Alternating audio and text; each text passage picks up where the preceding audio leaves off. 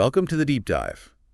Today we're tackling something pretty fundamental for English learners who are really aiming for fluency. Yeah, we're talking about the habit of thinking directly in English. Exactly. It goes beyond just speaking smoothly. It's more about changing your whole internal language landscape. That's right.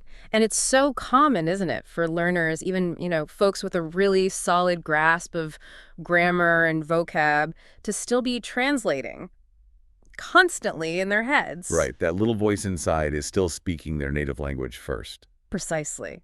So this deep dive, what we want to do is give listeners some real concrete ways to sort of bypass that step. To get that internal monologue switched over to English. Yeah, start thinking directly in English. Because honestly, when you get to that point, when the thoughts themselves are just in English, speaking just feels different, doesn't it? Oh, totally. It becomes much more automatic, less like doing mental math and more just expressing yourself. Okay, so let's be clear. What do we actually mean by thinking in English? Well, essentially, it's when those internal thoughts just pop into your head spontaneously in English. Without you first thinking it in, say, French or Spanish, and then translating. Exactly. So a simple thought like, I'm hungry. If you're thinking in English, that thought just appears, I'm hungry. But if you're still translating, you might first think, j'ai faim, or tangombre, or whatever your native language is, and then you consciously convert it. It's like your brain has a default language setting. Yeah. That's a good way to put it.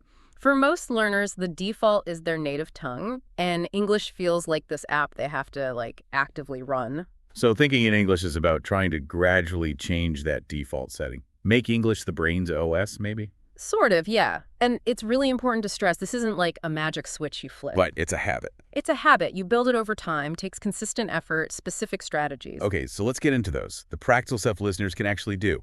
Where do we start? A really good foundational technique, I think, is just consciously naming things around you in English. Okay, so literally wherever you are. Yep. At home, on the bus, walking outside. Just look around, identify objects, and silently think their English names. So I see my mug. I just think mug.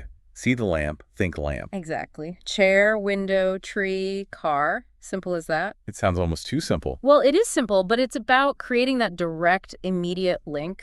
Word to object, no middleman. It starts building those pathways. Okay. And then you can build on that. For sure. Once you're comfortable with single words, you start making tiny sentences about them.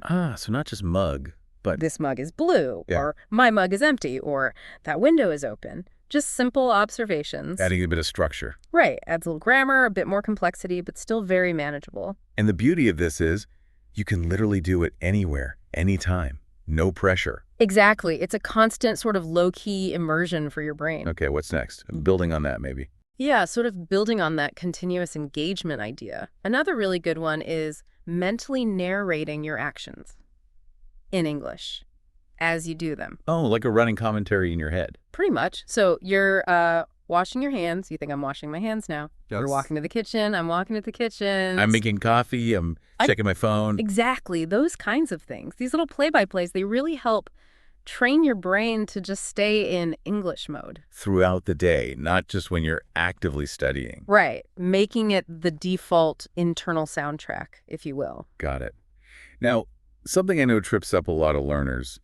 They feel like even their thoughts need to sound super advanced. Oh, yeah. That's a big one. The pressure to use complex words, complex sentences, even when just thinking. And that can actually slow you down, right? Absolutely. When you're first building this habit, the key is actually simplicity.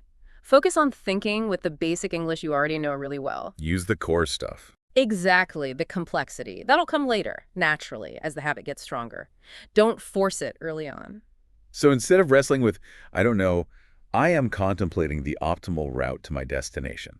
Right. Just think, how should I get there? Or which way is best? Or instead of, I find myself utterly famished. Just, I'm really hungry, or I'm very hungry. It's quicker, it's more direct, and it gets the job done internally. And it's important to reassure people, using simple English effectively isn't a sign of weakness.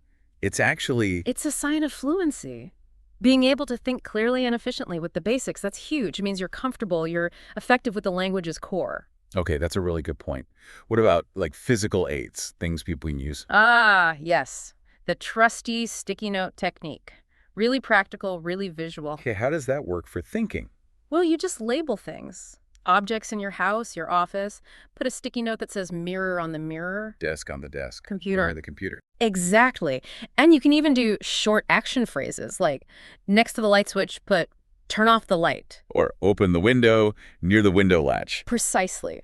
What this does is create this really strong, direct visual link. You see the object, you see the English word right there in your environment. It helps short-circuit that need to translate because the word is physically connected to the thing. Exactly. It makes the English word part of your immediate reality. Cool. What else? How else can we get the brain actively working in English? Okay, another great exercise is to consciously think in questions and answers, all inside your own head. Like interviewing yourself? Sort of. Throughout the day, just deliberately ask yourself simple questions in English. Like what? Oh, things like, what time is it? Or, what should I do next? What's for dinner tonight? Simple, everyday stuff. Yep. And then, this is the key part, you answer yourself also in English. So what time is it? It's almost 10 o'clock. What should I do next? I need to send that email. Exactly. You're creating these little mini conversations just with yourself. And the language of that conversation is English. Right. It gets your brain used to actually formulating thoughts, questions, answers directly in English, not just passively receiving it. Okay, I like that. It feels active. Building on that internal dialogue, you can actually take it a step further, have like more extended conversations with yourself. Okay, now this might start feeling a bit strange for some people. Yeah, I know. It can feel a little odd at first, but it's incredibly useful practice. So how does that work? Are you talking out loud? You can. If you have privacy, speaking aloud is great, but you can also do it totally silently, just in your head. And what are you talking about? Practice explaining things.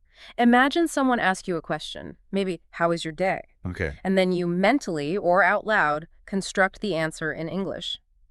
It was okay. Pretty busy. I had a couple of meetings, then I went to the gym. Kind of rehearsing potential real-world conversations. Exactly. Or explaining something you learned, or summarizing an article you read. Anything, really. But what about that feeling of awkwardness, talking to yourself? Look, it's understandable, but think of it like this. It's a private rehearsal space. Zero pressure. Nobody's judging. Right, no stakes. No stakes at all. The only goal is to get comfortable forming thoughts, connecting ideas, making sentences flow in English. Honestly, the more you do it, the less weird it feels. And the more natural the thinking process becomes. Precisely. It just becomes another tool in your practice kit. Okay, let's shift gears slightly. What about consuming English media? Movies, podcasts, things like that. Can we leverage that? Oh, absolutely. But the key is active engagement, not just passive listening or watching. What do you mean by active? Well, when you're watching, say, an English movie or show, or maybe listening to a podcast, make a point to pause it sometimes. Okay, pause it. And then... mentally ask yourself questions about what's happening in English. So interact with it in your head. Like, why did that character do that? Or what do I think is going to happen next? How do I feel about this scene? And then you try to answer those questions. Yes, answer them in English in your mind. This simple act transforms passive consumption into an active thinking exercise. You're forcing your brain to process the content using English. Exactly. You're engaging with the material through the language itself, not just letting it wash over you. That makes sense. It makes it more of a workout for the brain. Definitely. Okay, another really powerful tool, and this combines thinking with writing, is journaling. Keeping a journal or diary in English. Yes. Even if it's just a few sentences every day, it really pushes you to process your thoughts, your feelings, your day's events through the framework of English. What should people write about? Anything. Your day, how you're feeling, plans for tomorrow, something interesting you learned, frustrations, whatever is on your mind. And what if someone feels intimidated by writing whole paragraphs? Especially at the beginning? Totally fair. Yeah. Start simple. Bullet points are perfect. Just jotting down notes. Yeah. Like woke up 7, felt tired, coffee helped, meeting at 10. Just key thoughts in English, and then gradually expand from there. Exactly. As you get more comfortable, you can start writing fuller sentences, connecting ideas more. The key is consistency. And that link between writing and thinking is pretty strong, isn't it? Oh, very strong. Regularly writing your thoughts down in English helps solidify those neural connections. It reinforces the habit of thinking directly in the language. Okay. Here's one that sounds interesting. Visual imagination. Ah, yes. This is a fun one. Practicing visual imagination. in English. How does that work? You close your eyes and you consciously picture a scene. Could be a real place, it could be totally made up. Right. Got a scene in my head. Now what? Now describe that scene to yourself, silently in your head, using English. Okay. So if I'm imagining like a park. You'd think, okay, there are tall trees, some people are sitting on benches, I see a dog running on the grass, the sun is shining. Describing the details, the actions, the atmosphere. Exactly. You're basically creating these little mental movies, Yes. but the narration, the description is all happening directly in English. That helps connect the visual directly to the language, bypassing translation again. Precisely. It strengthens that direct link between concepts, images, and English words. All right, final strategy. This one feels a bit deeper. Making English your emotional language. Yeah, this one really tries to build a more personal connection. The idea is to start consciously expressing your feelings in English, even just to yourself. So when you feel something, you label it in English in your head. Yes. If you feel happy, think, I feel happy, or I'm so pleased. If something annoys you, think, that's annoying, or I feel frustrated. It seems simple, but why is that powerful? Because language isn't just, facts and data. It's deeply, deeply tied to our emotions, our memories, our experiences. And personal. It's very personal. So when you start consciously linking English to your own feelings, your own inner state, the language stops feeling like just this external tool you use. And starts feeling more integrated. Exactly. It becomes part of how you actually experience your inner world. It makes the language feel more natural, more yours. Okay, that's a really interesting perspective. Now, with all these great strategies, people are going to try them, but they'll probably hit some roadblocks. What's a common one? Oh, definitely the fear of making mistakes, even in their own heads. Right. People feel like their internal thoughts have to be grammatically perfect. Yes. There's this hesitation, this feeling of, I shouldn't even try to think this in English unless I'm sure it's perfectly correct. But that's counterproductive, isn't it? Totally. We need to reframe that. Your internal thoughts, they absolutely do not need to be perfect. That's not the goal here. What is the goal then? The goal is simply to get the engine running, to get that internal monologue flowing in English, however imperfectly at first. Keep the thoughts coming in English. Exactly. Mistakes are just part of learning. Whether you're speaking or thinking, don't let that fear of imperfection paralyze you. Just let the thoughts happen. The more you do it, even imperfectly, the better it gets. Precisely. The habit strengthens over time through practice, not through waiting for perfection. And that leads to the final point, really. This whole process, developing this habit, it's gradual. Oh, absolutely. You won't just wake up tomorrow thinking entirely in English. That's not how it works. It takes time. It takes consistency. Think about learning an instrument or getting fit. You don't master piano or run a marathon after one try. Right. It's the regular practice, showing up. Exactly. It's the consistent effort, even small amounts, day after day, that leads to real progress. So the advice is really start small. Don't try to do everything at once. Definitely. Pick 1 or 2 strategies. Start with short phrases in your head. Be patient. Be kind to yourself. Acknowledge the small wins. Yes, and focus on consistency. Honestly, 5 or 10 minutes of focused mental English practice every single day. That's better than trying to do like 2 hours once a week. Way better in the long run for building a habit. Make it part of your daily routine, like brushing your teeth. Okay, so let's wrap this up. The main takeaway here is True fluency, that feeling of ease with English, it really does start in your head.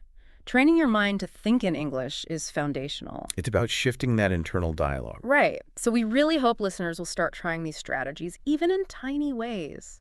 Pick one that sounds good and just start.